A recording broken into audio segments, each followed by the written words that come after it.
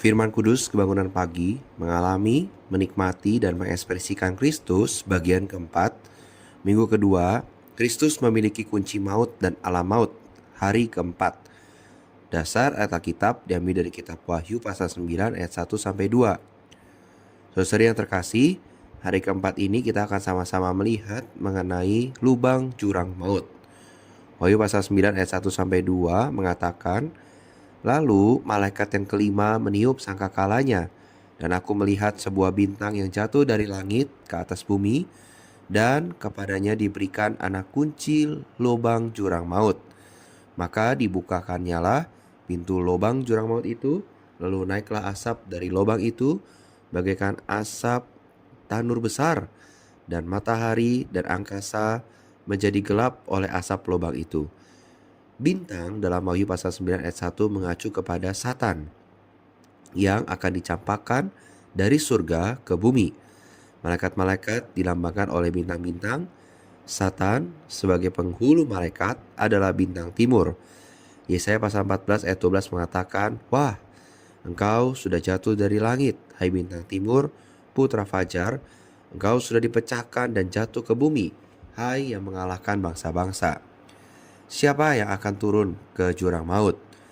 Yaitu untuk membawa Kristus naik dari antara orang mati. Ini di dalam Roma pasal 10 ayat 7 dalam bahasa Yunani, kata yang diterjemahkan sebagai jurang maut adalah abyssos.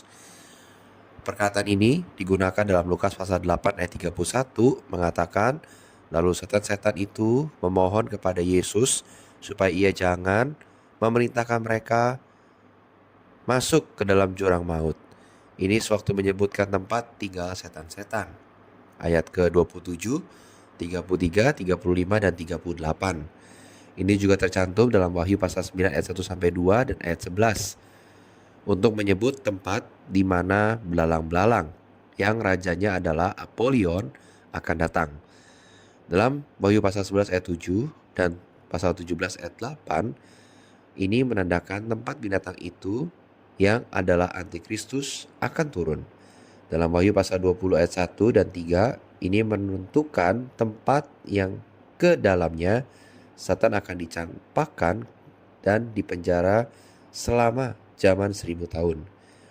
Dalam Roma pasal 10 ayat 7, jurang maut menunjuk kepada tempat yang Kristus kunjungi setelah kematiannya sebelum kebangkitannya, yang menurut Kisah Para Rasul pasal 2 ayat 24 dan ayat 27 adalah alam maut.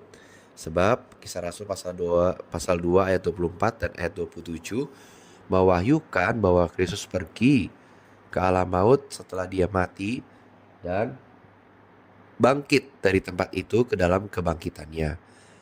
Menurut penggunaan Alkitabiah, kata jurang maut selalu mengacu kepada wilayah maut dan kuasa kegelapan Satan yang ke dalamnya Kristus turun setelah kematiannya sebagai bagian yang lebih rendah dari bumi. Ya, Efesus pasal 4 ayat 9 mengatakan, "Bukankah ia telah naik?"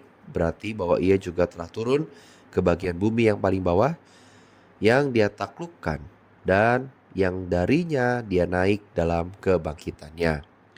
Di dalam penerapannya, saudara-saudari, kita harus sadar bahwa hari ini ada kuasa kegelapan yang nyata bekerja di bumi ini.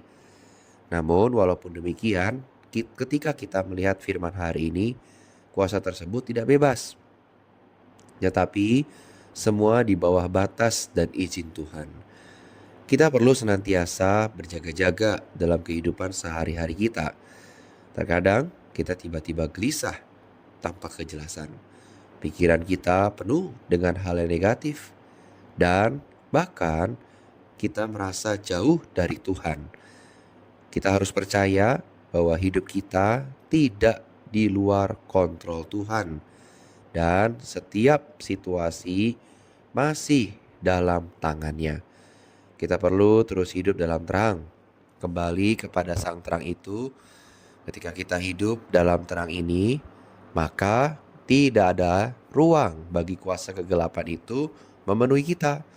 Kita pun akan hidup dalam sukacita, damai sejahtera, tidak ada lagi kesedihan, kelemahan, yang membuat kita jauh dari Tuhan. Hari ini saudara-saudari, mau memilih yang mana? Terang atau gelap itu? Itu semua tergantung kepada kita. Tuhan merahmati kita semua. Mari kita berdoa. Tuhan Yesus, terima kasih untuk firman-Mu. Tuhan ampuni aku, sering aku nyaman berada dalam kegelapan. Tuhan, Engkaulah yang memiliki otoritas di atas segala sesuatu. Bawalah aku Tuhan belajar taat, percaya, dan sadar padamu. Tuhan Yesus, bawa aku belajar senantiasa berjaga-jaga di dalam setiap aspek kehidupanku. Ingatkan aku ya Tuhan, ketika aku lupa berjaga-jaga ini. Tuhan Yesus, tarik hatiku agar senantiasa aku berpaling kepadamu. Amin. Demikian First Note Kudus Kebangunan Pagi. Tuhan Yesus memberkati.